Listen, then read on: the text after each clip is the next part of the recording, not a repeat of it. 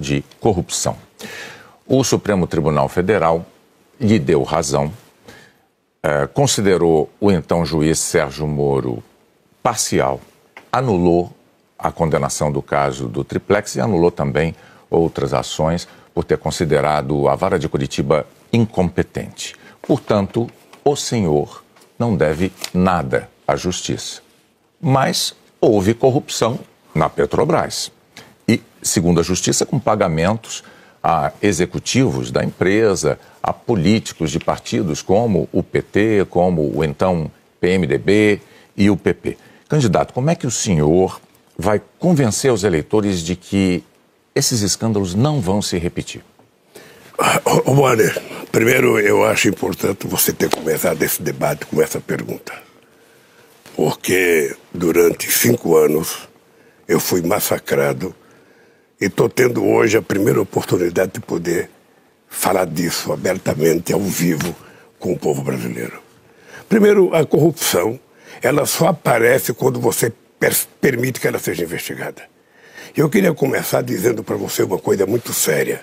Foi no meu governo que a gente criou o Portal da Transparência, que a gente colocou a CGU como ministro para fiscalizar, que a gente criou a lei de acesso à informação, a gente criou a lei anticorrupção, a lei contra o crime organizado, a lei contra a lavagem de dinheiro, a AGU entrou no combate à corrupção, criamos o COAF para cuidar de movimentações financeiras atípicas e colocamos o CAD para combater os cartéis. Ou seja, foram todas medidas tomadas no meu governo, além de que o Ministério Público era independente e além do que a Polícia Federal recebeu no meu governo mais liberdade do que em qualquer outro momento da história. Porque você está lembrado que em 2005, quando surgiu a questão do mensalão, eu cheguei a dizer o seguinte: só existe uma possibilidade de alguém não ser investigado nesse país, é não cometer erro. Se cometer erro, vai ser investigado. E foi isso que nós fizemos. Olha, se alguém comete um erro, alguém comete um delito, investiga-se, apura, julga, condena ou absolve e está resolvido o problema. O que foi o equívoco da Lava Jato? É que a Lava Jato enveredou por um caminho político delicado. A Lava Jato, ela ultrapassou o limite da investigação e entrou no limite da política. E o objetivo era o Lula. O objetivo era tentar condenar o Lula. Não sei se você está lembrado que no primeiro depoimento que eu fui dar ao Moro, eu falei: Moro, você está condenado a me condenar porque você já permitiu que a mentira foi longe demais. E você sabe do que eu estou falando. E aconteceu exatamente o que eu previa. Quando nós entramos com habeas corpus na Suprema Corte, foi antes e bem antes do hacker. E se você pegar o nosso habeas corpus, a gente está dizendo coisa que depois se descobriu com o hacker investigado pela Polícia Federal. Então, eu vou te dizer uma coisa, Bonner, vou dizer para você, olhando nos olhos do povo brasileiro, não há hipótese, não há hipótese. Eu quero voltar à presidência da República e qualquer hipótese de alguém cometer qualquer crime, por menor ou por maior que seja, essa pessoa será investigada, essa pessoa será julgada e essa pessoa será punida ou absolvida. Candidato, é assim que você combate a corrupção num país. Agora, candidato, o senhor elencou aqui diversas medidas adotadas em governos do PT como instrumentos, mecanismos de controle da corrupção. Mas é fato que a corrupção, a despeito disso, ocorreu e ocorreu em grande escala. Por isso, eu retomo a pergunta original, que é: como o senhor pode assegurar que elas não se repetirão? Alguma medida nova foi estudada para evitar que aconteça? Boni, primeiras medidas estão colocadas. Veja, eu poderia ter escolhido um procurador engavetador. Sabe aquele amigo que você escolhe que nenhum processo vai para frente? Eu poderia ter feito isso, não fiz. Eu escolhi da lista tríplice. Eu poderia ter impedido que a Polícia Federal tivesse um delegado que eu pudesse controlá-lo. Não fiz. E permiti que efetivamente as coisas acontecessem do jeito que precisava acontecer. Olha, nós vamos continuar criando mecanismos para investigar qualquer delito que aconteça na máquina pública brasileira, porque eu já disse 500 vezes de que a corrupção, eu poderia, por exemplo, fazer decreto de 100 anos. Sabe decreto de sigilo, que está na moda agora? Eu poderia, para não apurar nada, decreto de 100 anos de sigilo para o Pazuello, decreto para meus filhos, decreto para meus assessores. Ou eu poderia não investigar, pega um tapetão, coloca em cima de qualquer denúncia, aí nada vai ser apurado e não vai ter corrupção.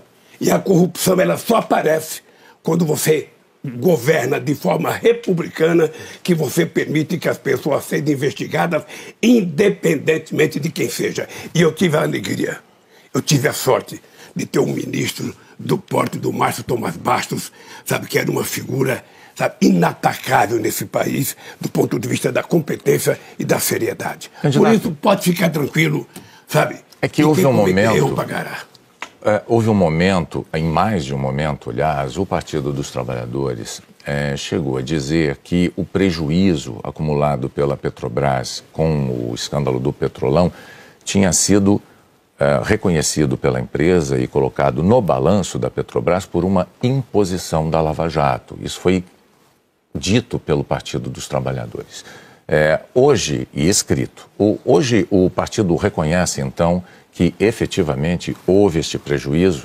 Deixa eu lhe falar uma coisa. Você não pode dizer que não houve corrupção se as pessoas confessaram. O que é mais grave é que as pessoas confessaram e por conta das pessoas confessarem ficaram ricos por conta de confessar. Ou seja, foi uma espécie de uma delação premiada. Você não só ganhava liberdade por falar o que queria o Ministério Público, como você ganhava metade do que você roubou. Ou seja, o roubo foi oficializado pelo Ministério Público, o que eu acho uma insanidade e uma aberração com esse país. Ou seja, o correto era você fazer a investigação que tinha que fazer da forma mais correta possível, como fizeram no meu tempo que eu era presidente, e depois, se a pessoa foi inocente, você absolve. Se a pessoa for culpada, você condena. O que acontece é que aqui no Brasil, Bonner, nós temos um problema sério. É que as pessoas são condenadas pelas manchetes de jornais e depois não se volta atrás. Mas voltaram 6 bilhões e 200 milhões de dólares para a Petrobras. Foram devolvidos muito desse dinheiro, inclusive por diretores da Petrobras, que não tinham como juntar uma que ótimo que votou, e o Ministério Público queria pegar 2,5 bilhões para eles, criar um fundinho para eles. Né, desses 6 bilhões e mais ainda. A gente olha o que eles devolveram, mas vamos olhar os prejuízos que foram dados. Por conta da Lava Jato, nós tivemos 4 milhões e 400 mil desempregados nesse país. Por conta da Lava Jato, nós tivemos 270 bilhões que deixaram de ser investidos nesse país. E por conta da Lava Jato, a gente deixou de arrecadar 58 bilhões. O que eu quero te dizer é o seguinte, é que você pode fazer investigação com a maior seriedade, como foi feito na Coreia, na Samsung, como foi feito na França, na Alstom, como foi feito na Volkswagen da Alemanha. Você investiga, se o empresário roubou, você prende, condena, mas você permite que a empresa continue funcionando. Aqui no Brasil se quebrou as indústrias de engenharia que nós levamos quase que um século para construir. E nós agora até que vamos ter o prejuízo, porque se eu ganhar as eleições, a gente vai ter que fazer um grande plano de investimento de infraestrutura. A gente vai ter que recuperar muitas obras. Eu vou fazer uma reunião com os 27 governadores para saber quais são as obras prioritárias de cada estado. E esse país vai voltar a andar. Nós vamos falar de economia daqui a pouco, mas antes de passar a palavra para a Renata Vasconcelos, eu gostaria de fazer só uma observação sobre os números que o senhor mencionou. Muitos economistas afirmam que esses milhões de empregos não criados, os investimentos que não foram realizados, seriam consequência não da Lava Jato, mas da crise econômica herdada da gestão de Dilma Rousseff. Pai, seu app de vídeos curtos.